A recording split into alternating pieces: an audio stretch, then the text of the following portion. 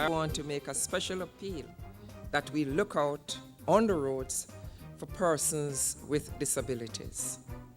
And if they're crossing or they're using the road, we need to be mindful to stop, to help them across, and then we move on. As we continue to commemorate Child Month, let's remember to focus on their safety. That includes those with disabilities. Welcome to this Tuesday's edition of Jamaica Magazine. I'm Adrian Atkinson. In the half hour, we've got the Jamaica Council for Persons with Disabilities sharing some useful information for taking care of children with disabilities. Plus, we share what government has been doing to equip and empower our special needs students to become the best versions of themselves. Stick around, another informative program unfolds right now.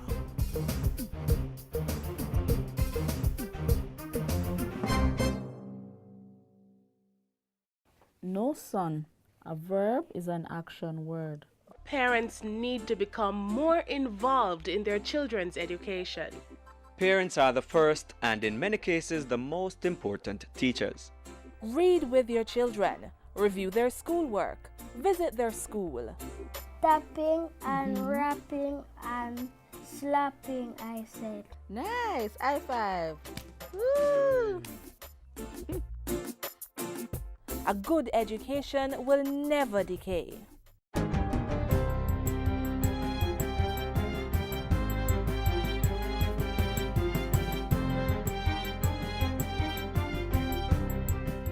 Good day, I'm Stacey Ann Smith and this is your GIS News for Tuesday, May 12.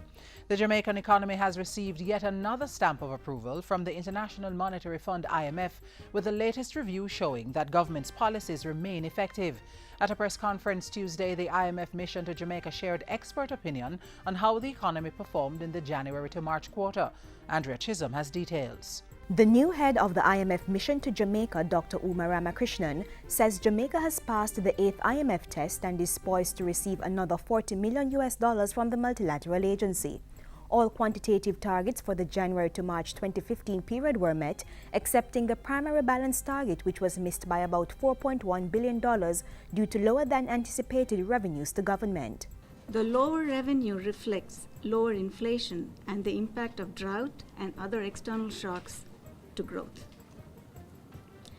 Nevertheless, primary surplus is still estimated at 7.5% of GDP, and that is the central fiscal anchor of the program. In the meantime, Finance Minister Dr. Peter Phillips has pointed to improvements in the economy. Inflation for the last fiscal year was 4%, the lowest in 48 years. Jamaica's current account deficit fell from 13.4% in 2012 to 5.9% at the end of the last fiscal year. For the 2015-16 year, the deficit is expected, the current account deficit out of our balance of payments is expected to narrow further to 2.4% of GDP. Our progress thus far is, in our view, commendable by any standard, and while we have successfully navigated the first 2 years, we still have much to accomplish. For GIS News, I'm Andrea Chisholm. The Ministry of Agriculture is estimating about $200 million in losses as a result of massive bushfires in the hills of Mavis Bank, St. Andrew. State Minister Luther Buchanan toured fire-ravaged areas on Monday where over 500 acres of land and properties were destroyed. He said it would cost about $100 million to get new coffee plants going. The Coffee Board indicated to me that their estimate would have been about $100 million in damages, and fortunately they indicated that 80% of the coffee was reaped before and that 20% burnt. The Rural Agricultural Development Authority will be carrying out a more comprehensive assessment, and the ministry will also be beefing up its public education campaign to discourage farmers from using the slash and burn method of clearing land. In the meantime, persons whose homes were destroyed by the fire received mattresses, and Minister Buchanan assured them that government was working to bring stability back to their lives. The Ministry of Housing has committed to seeing to the reconstruction of homes that have been damaged through Food for the Poor. So the government has been extending both hands, its full arms, through a multi-sector approach in terms of how we deal with the people. The Bank of Jamaica will be holding talks with members of the Jamaica Cooperative Credit Union League on proposals to change and finalize the latest draft of regulations to govern credit unions. To address critical issues such as omissions, codify certain sound practices within the sector, and to update and/or standardize certain key definitions and terms in accordance with local and international standards. The minister with responsibility for the public service was speaking at the official opening of Educom Cooperative Credit Union, a merger of A Squared, M Squared, and the UWI credit unions. He said given recent changes to the financial environment, both locally and overseas, rules governing the operations of credit unions had to be amended. The credit union movement cannot escape these realities. If we do not have an appropriate and acceptable regulatory framework, then Jamaica's financial system as a whole is going to face challenges. As at December 2014, the asset base of credit unions in Jamaica was $82 billion, representing 7% of the total assets held by deposit-taking institutions. Over 15,000 young people are expected to benefit from the National Youth Service NYS this fiscal year, following a $22.6 million increase in the entity's budget. The NYS budget of $344.6 million will help to develop new programs as well as expand its summer work, volunteer and entrepreneurship programs, among others.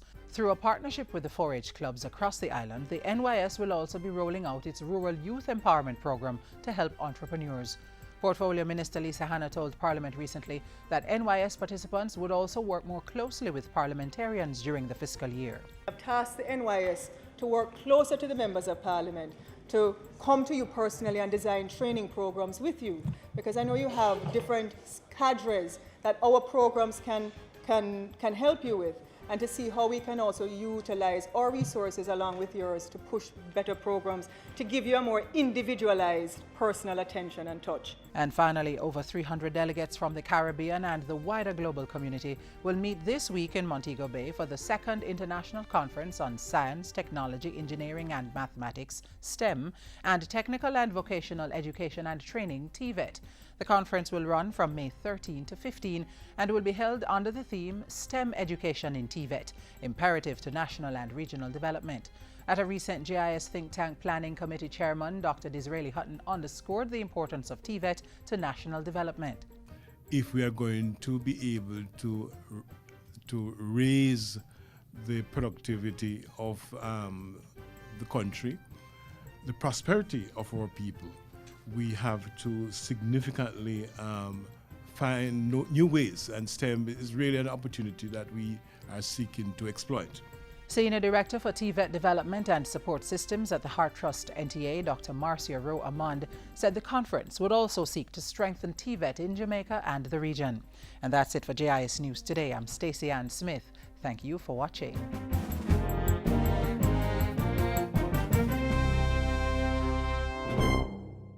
Parents, make sure the children get immunized. Hear this! Immunization, it is a must. This is not a joke thing, this you can trust. It is required by law for entry to nursery, to daycare and to schools. Listen up, it is necessary to prevent diseases such as the measles, the poliomyelitis, the lockjaw and the whooping cough. Immunize your kids, keep them healthy, keep them strong. Prevent deadly diseases such as mumps, rubella and diphtheria. Immunize your child today. Immunization, a key to good health. A message from the Ministry of Health and PAHO.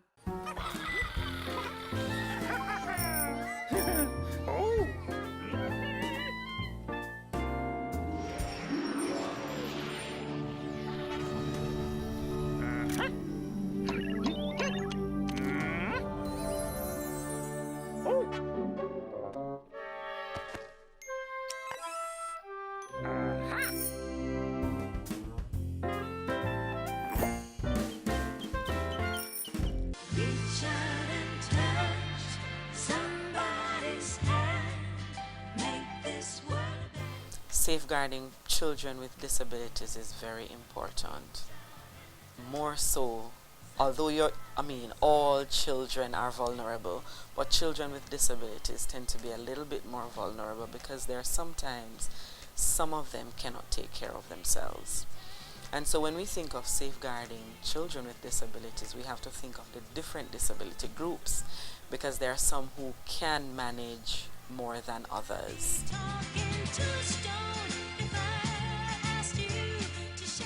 For persons who are deaf, children who are deaf, you have to ensure that they get the information about being safe, whether safe on the roads or safe from strangers or safe from persons who would harm them. So giving them the information in a language that they can understand.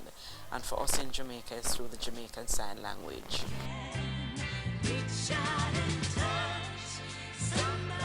For persons with intellectual disabilities, it is taking care to explain over and over again in simple language the different types of dangers that they might face. It is teaching them how to be safe on the roads, how to be safe at home, at school, wherever they are. And for these children, they will need sometimes practical examples of what to do. And so for them it is not just telling, but it is also showing.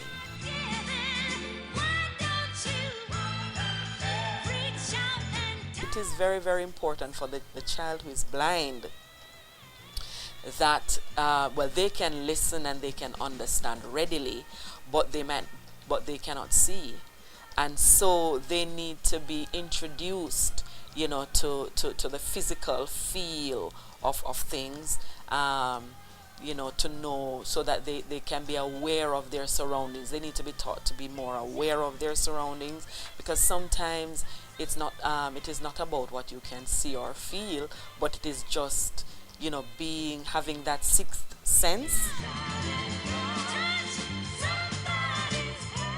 The Child Development Agency covers all children.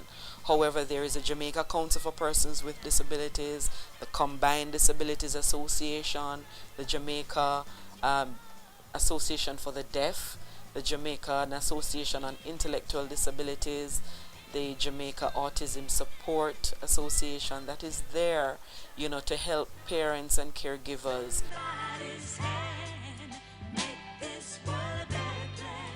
It is for the general public to look out for persons with disabilities. Look out for them in the bus stations, at the bus center, for areas, parishes that have bus centers.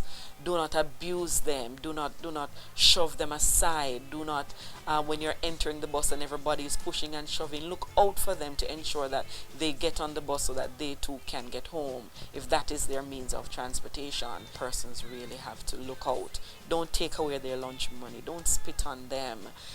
Don't disregard them. They're another human being seeking an education, seeking to go about their business like any other legitimate child. And so they should be allowed to grow up. They should be allowed to become all that they can be, so that later on we do not have to be seeing them begging on the streets, or they're cast aside and society has to take care of them, because it will cost us more.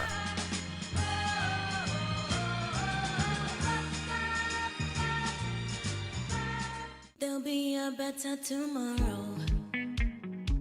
There'll be a better tomorrow. There'll be a better tomorrow. There'll be a better tomorrow. There'll be a day. There'll be a way. There'll come a time to sing a brand new song. There'll be a better tomorrow.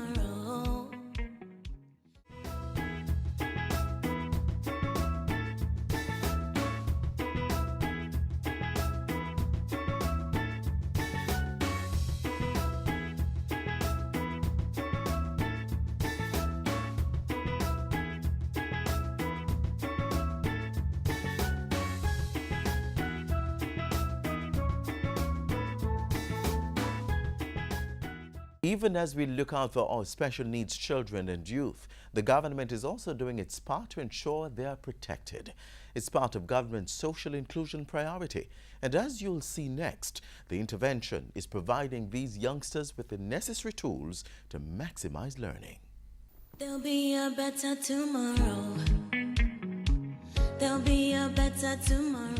By now, you've heard about the government's $1.4 billion Tablets in Schools program, which is equipping students with the latest technology. Did you know government is doing the same for students with disabilities?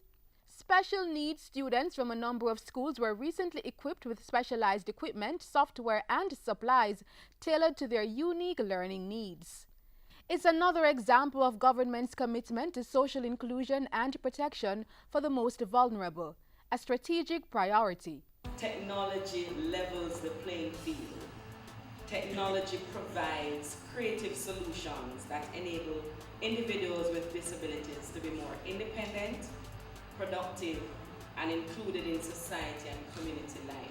It's that belief that fueled the recent partnership between the Ministry of Science, Technology, Energy and Mining and the University of the West Indies Center for Disability Studies.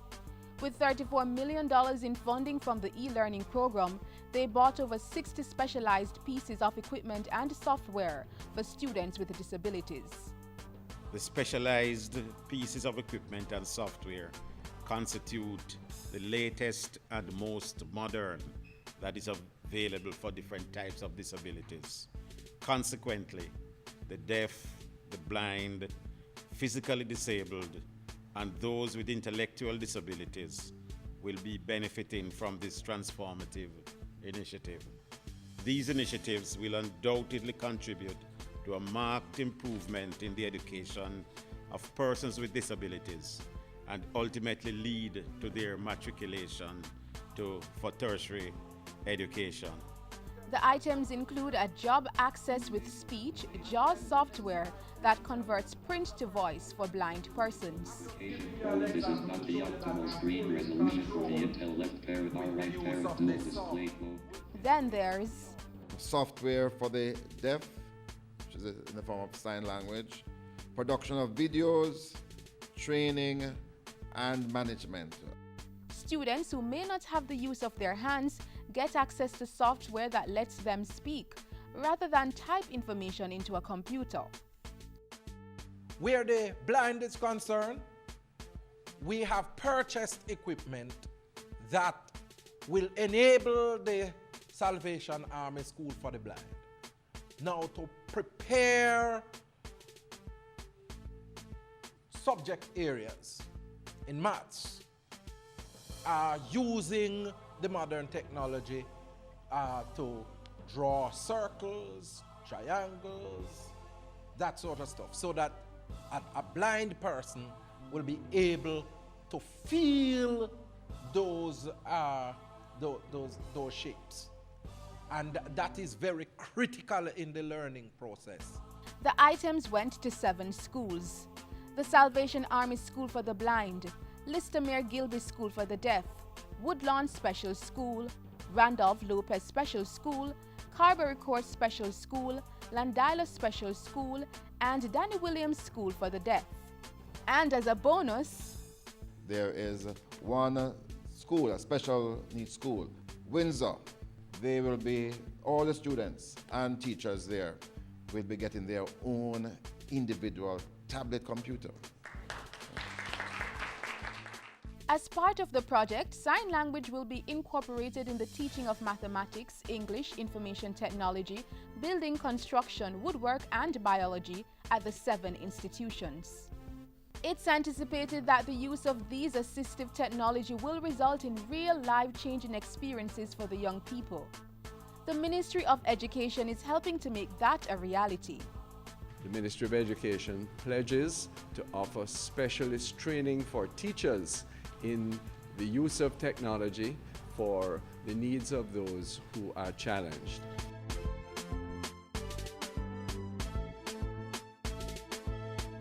Government strategic priority number 5 in action, using technology to support social inclusion and protection. We believe that it is only when every single Jamaican has access, ready access, 24/7 access to computer technology that will be able to successfully claim of bridging the digital divide, but more importantly, to enable our people to be on par with any country in the world. I myself have, benefited from this program, accessing the internet, having, special, fun, even getting researches. So I must say a very thank you to all of you. And I'm sure that these equipments are very well received, and it will help us towards, growing as it relates to getting jobs. Tomorrow will be better. Tomorrow will be.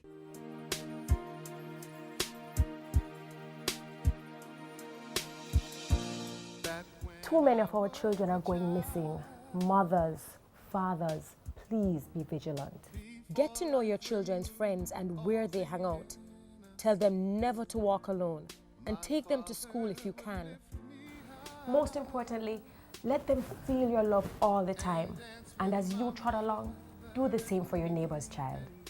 Our youths are much too precious to lose sight of. Report cases of child abuse, or to report a missing child, go to the nearest police station or call 119.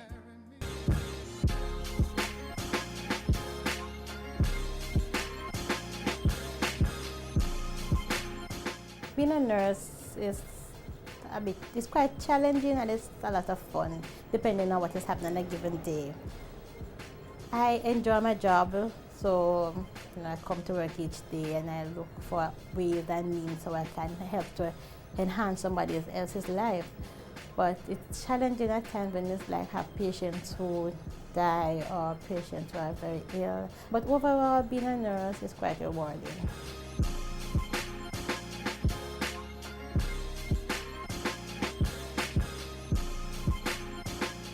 So far in the program, we've shared with you how to protect our special needs students. You've also seen some of the government's effort to equip them using technology. Now, as your special needs child grows older, you may want to send them to learn a skill or trade. One government-supported institution that has been offering such services for more than a decade is the Abilities Foundation.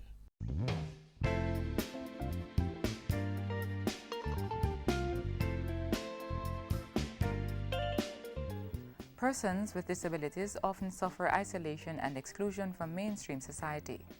This due to negative perceptions and attitudes about their disability. It is a problem that's culturally rooted and is no doubt one that needs uprooting. Not only is it erroneous to believe that persons with disabilities must be treated differently, it's a myth with life-shattering consequences. Access to education, training, and employment, which are tools to enable and empower them, are among the areas in which the disabled faces severe difficulty and begs the attention of the wider society. Even though these persons may have limitations, there's so much more that they have to offer. And we believe that this group of persons is really, for the most part, an untapped resource in terms of national production. Because persons just think that once you have a disability, then you are somebody who has to stay home and somebody needs to take care of you for the rest of your life, and that is not true. While many Jamaicans go about their daily activities without sparing a thought for disabled persons, government, through the Abilities Foundation, is breaking barriers to make a difference. Managing Director of Abilities Foundation, Grace Taylor, says at the foundation much emphasis is placed on removing the societal obstacles that impede full integration into their communities. Our mission is to provide them with quality vocational training that will enable them to become competent and creative citizens, making their contribution to the society. Founded in October 1992, the Abilities Foundation is a registered voluntary organization and a community-based training institution with Heart Trust NTA. The foundation works closely with the Ministry of Labour and Social Security, which pays the institution's expenses and provides technical support, while Heart Trust NTA pays instructors, funds material and equipment, and guides the technical program. The door of the Abilities Foundation is open to persons 17 years of age and upwards, with a range of disabilities, whether physical or mental. So whether you're hearing, sight, or speech impaired, or a slow learner, Abilities will cater for you. But applicants must first be registered by the Jamaica Council for Persons with Disabilities. The Abilities Foundation offers training in data operations, garment construction, housekeeping, ornamental horticulture and landscaping, furniture making, general office administration, and art. Dave Berry, an Abilities trainee, says he likes creating things. As a result, he had enrolled in the furniture making course. After a year at the institution, he was satisfied. I learned a lot of things about furniture making. So too is Tamika White, a trainee in garment construction. She took on a course covering 3 years and is happy to be fulfilling her dream. I like sewing. Yeah, that's my favorite thing because I can manage it. Some of the programs, which are Heart Trust NCA certified, are designed to lead the National Vocational and Qualification of Jamaica Level 1 certification. However, each course lasts for 2 years, and students must do English and basic math. Information technology is a popular program at the foundation. The institution has recognized the growing impact of technology in society over the years, and students with disabilities have been showing themselves more than capable in this area. The motto of the Abilities Foundation is opportunity, not charity. Through its courses, it hopes to empower persons with disabilities, allowing them to use their skills to uplift themselves and to contribute not only to their own development, but also to nation building. For information on how you can lend your support, contact the Abilities Foundation at 191 Constant Spring Road, Kingston 8, or telephone 969-5720 or 924-6619.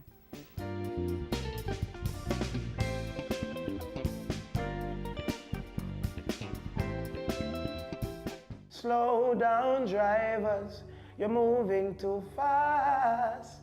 Listen, we drive the cars. Cars don't drive us. So watch it, huh? Pay attention to the road rules. Don't be a fool, and don't bother with the careless overtaking. Just take your time on our Jamaica road and make we have a nice place. See? This is Taurus Riley, your singer, the recording artist. Help me to save lives.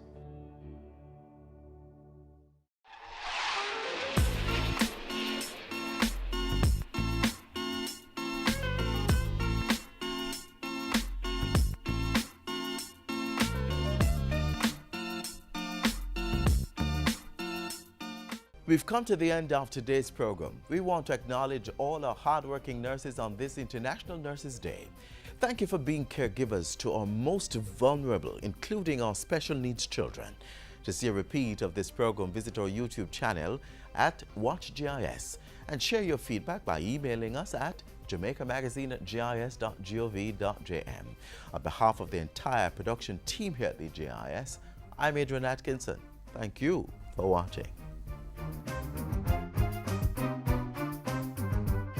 This has been a production of the Jamaica Information Service, the voice of Jamaica.